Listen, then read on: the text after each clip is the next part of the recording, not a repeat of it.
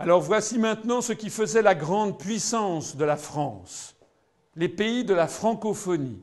Si la France était, et est encore, mais chaque année qui passe, est en train de torpiller notre pouvoir mondial, notre rayonnement mondial, c'était les pays de la francophonie que l'on voit sur ce planisphère en couleur bleu ciel.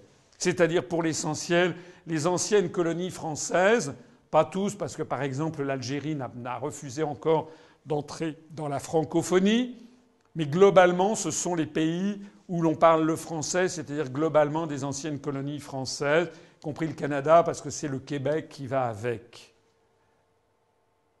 Et il faut bien comprendre que plus, avec la construction européenne, eh bien on est en train de couper la France de tout ce qui faisait notre puissance et notre rayonnement mondial.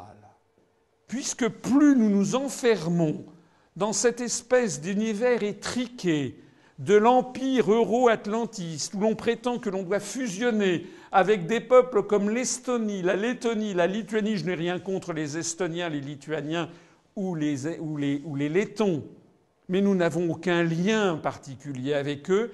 En revanche, nous avons des liens avec des pays d'Afrique très importants dont nous nous coupons progressivement, parce que la construction européenne est une construction, dans son essence philosophique, qui est une construction raciste. Creusez l'européisme, vous trouverez tout de suite, ou en tout cas très rapidement, le partisan de l'Europe qui vous dira « Mais oui, mais si jamais on ne fait pas l'Europe, vous vous rendez compte, les Arabes, vous vous rendez compte, les Noirs, les Indiens, les Chinois ?» Voilà la réaction qui d'ailleurs est une réaction débile à de nombreux égards. J'ai déjà eu l'occasion de l'expliquer, puisque, par exemple, en matière industrielle, eh bien la France, Renault fait alliance, le français Renault fait alliance avec le japonais Nissan pour mieux combattre l'allemand Volkswagen. Pareil lorsque, par exemple, Thomson se fait racheter par le chinois TCL pour mieux combattre l'allemand Siemens. C'est-à-dire que le jeu des alliances industrielles capitalistiques mondiales se joue complètement du périmètre de l'Union européenne. En attendant, la preuve est ainsi faite que ce n'est pas sortir de l'Union européenne qui isole la France, c'est d'y rester. Et on le voit depuis 1965. Vous vous rappelez ce que je vous montrais, l'affiche de Mitterrand. Mitterrand qui disait que De Gaulle c'était la France isolée. Non, ça n'est pas vrai.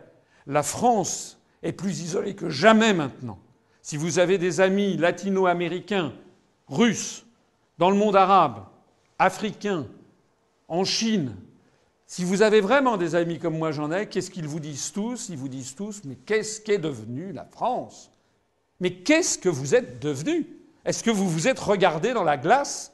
Vous, le pays de Louis XIV, de Napoléon, des soldats de l'an 2, de Clémenceau, de Foch, de Gaulle, qu'est-ce que vous êtes devenus ? Vous êtes devenus les larbins des Américains ? C'est ça votre avenir ? Donc j'insiste, ce n'est pas sortir de l'Union européenne qui isole la France, c'est bien d'y rester. Cet effacement rapide de la France, d'ailleurs, n'est pas perdu pour tout le monde. En voici un exemple parmi des dizaines d'autres. Le 1er novembre 2006, le président chinois Hu Jintao a rencontré à Libreville le président gabonais Omar Bongo, qui est décédé depuis lors, mais maintenant c'est son fils. Regardez cette affiche. Alors on va me dire « Ah oui, vous êtes pour la France-Afrique ». Non, je ne suis pas pour la France-Afrique. Je suis pour des rapports totalement rénovés entre la France et les pays d'Afrique. Mais ce que je dis, c'est que ceux qui en ce moment se battent contre la France-Afrique ont plusieurs métros de retard. Parce que maintenant, c'est plus du tout comme ça que ça se passe. Dans les années 70, on avait Pompidou avec Bongo quand il allait à Libreville. Et puis à la fin des années 70, c'était Giscard avec Bongo. Et puis dans les années 80, c'était Mitterrand avec Bongo. Et puis après, dans les années 90-2000, c'était Chirac avec Bongo. Et maintenant, c'est Hu Jintao avec Bongo.